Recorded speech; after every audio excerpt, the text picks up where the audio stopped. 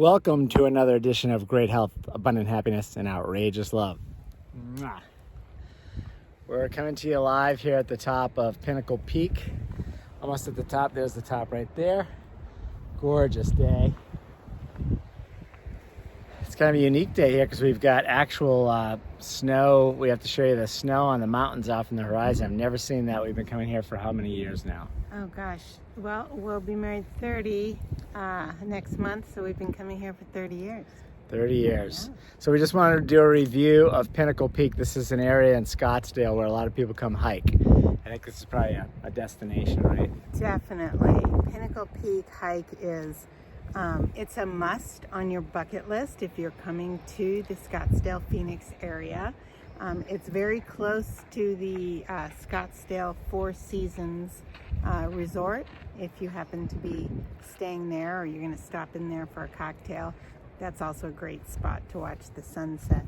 But this hike, we've been doing this hike for a long time, and it's very easy. You know, I'd say it's an easy hike. Anyone can do it. We see people of every age here. What is it? It's only about, a mile and a half or 2 miles to the top. It loops down over, but that's about it, right? Round trip, I'd 3 say, miles maybe? Yeah, Yeah. exactly. And you and I actually ran up most of it, and here's somebody who's running down. For us, it's really nice because the altitude is so much lower than what we're used to in Colorado. So we're already starting out with a bit of an advantage. But it's just a beautiful spot. And today the temperature, I think I just saw, is about 54, 55 degrees. We've got lightweight jackets on and the sun's out, so it's really nice. But like Jeffrey said, yesterday we had snow, that's pretty unprecedented here. I think they had it once before in the past 30 years that we've been visiting. Yeah, remind me, because I got to show this view. I can see a little bit of it over there, but this is, you think we were back in the Rocky Mountains of Colorado with the snow caps here. Right. Like I said, never seen this, so stay tuned here before we wrap. I'll give you guys a view of the snow-capped mountains over there. Right. But the other thing about this, I think, which is worth noting, they have a lot of the vegetation is marked on the way up with signs describing the scientific name and the I guess the common name, and then what it is. It's just really interesting, right? Yeah, I think it's a beautiful segue. If you've been watching our travels, we were in Sedona, Arizona before this, and did quite a few hikes in the vortex there. Pretty similar in agility, but very different in feel. Sedona, everything is just red. It's that red clay dirt, and here it's much more desert feeling, more desert colors. It's absolutely beautiful. If you're lucky, you'll see some Gila monsters or large. Are they iguanas here or some type of lizard? But type of lizard, yeah. And the chaka. That's right. The chaka. Chaka. Chaka is what it's called. The chaka lizard. Yeah, they can get pretty big. So it's very different yet very similar, ability experience and time experience.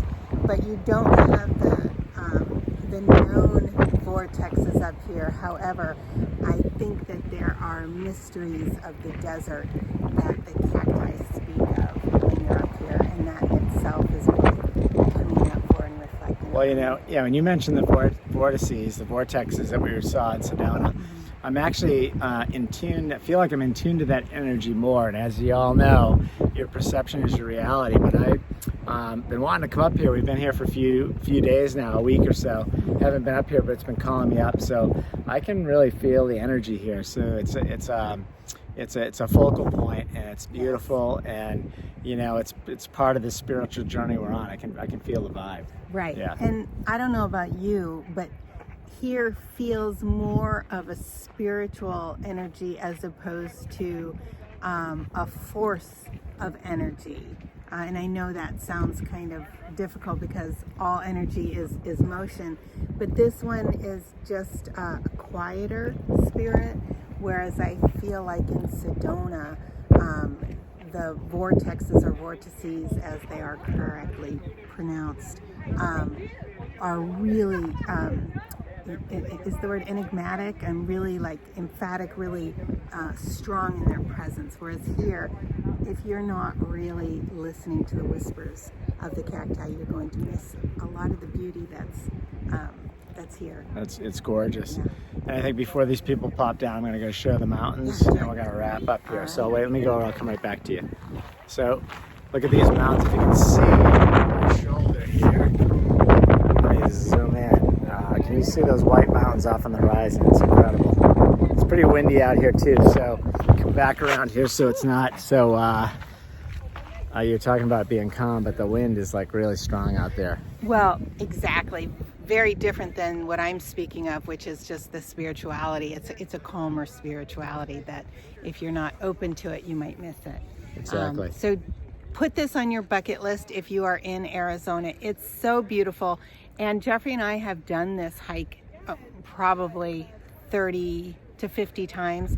Every single time we do it, it's more beautiful than the time before. So if you've done it before, do it again. Bring somebody up here.